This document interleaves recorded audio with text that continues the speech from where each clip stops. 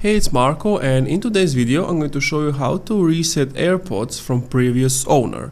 Now, if you bought your AirPods from somebody else and for some reason doesn't want to connect to your iPhone, or maybe it even does connect it when you open it, but you still want to reset it, here's what you need to do. So you need to take your case, and once you have your case, depending on which AirPods you have, the older or the newer generation, you need to hold the button that's located here.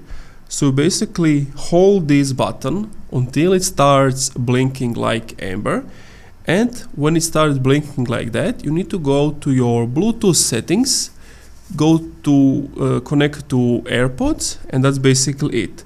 Now you have reset it, and now you are the only connector to this AirPod, and you can do this as many times as you want.